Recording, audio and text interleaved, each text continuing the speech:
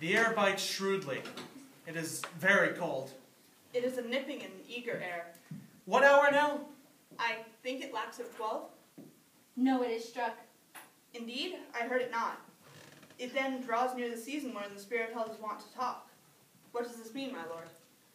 The king doth wake tonight, and takes his rouse, keeps wassail, and the swaggering upspring reels. And as he drains his draughts of Rhenish down, the kettle drum and trumpet thus bray out, the triumph of his pledge. Is it a custom? Aye, merriest. But to my mind, though I am a native here, and to the manner born it is a custom, more honored in the breach than the observance. This heavy-headed revel, east and west, makes us traduced and taxed of other nations. They clep us drunkards, and with swinish phrase, soil our addition. And indeed it takes from our achievements, though performed at height, the pith and marrow of our attribute. So oft it chances in particular men, that for some vicious mole of nature in them, as in their birth, wherein they are not guilty, since nature cannot choose his origin, by the overgrowth of some complexion, oft breaking down the pales and forts of reason, or by some habit that too much o'erleavens, the form of plaza manners that these men, carrying, I say, the stamp of one defect, being nature's livery or fortune's star, their virtues else, be they as pure as grace, as infinite as man may undergo, shall in the general censure take corruption from that particular fault.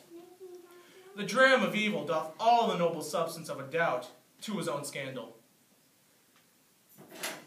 Hamlet. Look, my lord, it comes. Angels and ministers of grace defend us. Be thou a spirit of health or goblin damned, bring with thee airs from heaven or blast from hell. Be they intense, wicked, or charitable, thou comest in such a questionable shape that I will speak to thee and I'll call thee Hamlet. King, father, royal Dane, oh, answer me. Let me not burst in ignorance, but tell why thy canonized bones, pierced in death, have burst their cerements. Why the sepulchre wherein we saw thee quietly interred hath upped his ponderous and marble jaws to cast thee up again. What may this mean that thou, dead corpse, again in complete steel, revisits thus the glimpses of the moon,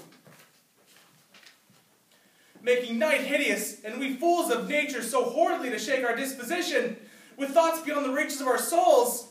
Say, what is this? Wherefore? What should we do?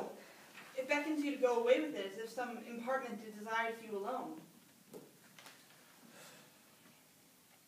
Look with what courteous action. It waves you to a more removed ground, but do not go with it. No, by no means. It will not speak, then I will follow it. Do not, my lord. Why? What should be the fear?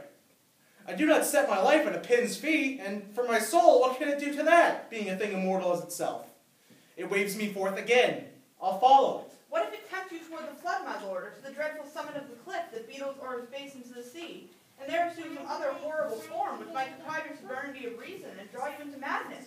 Think of it. The very place puts toys of desperation without more motive into every brain that looks so many fathoms to the sea and hears it roar beneath. It waves me still. Go on. I'll follow thee. You shall not go, my lord. Hold off your hands. Be ruled, you shall not go. My fate cries out, and makes each petty archer in this body as hardy as the Nemean lion's nerve. Still I am called. Unhand me, friends. By heaven, I'll make a ghost of him that lets me. I say, away! Go on. I'll follow thee. He waxes desperate with imagination.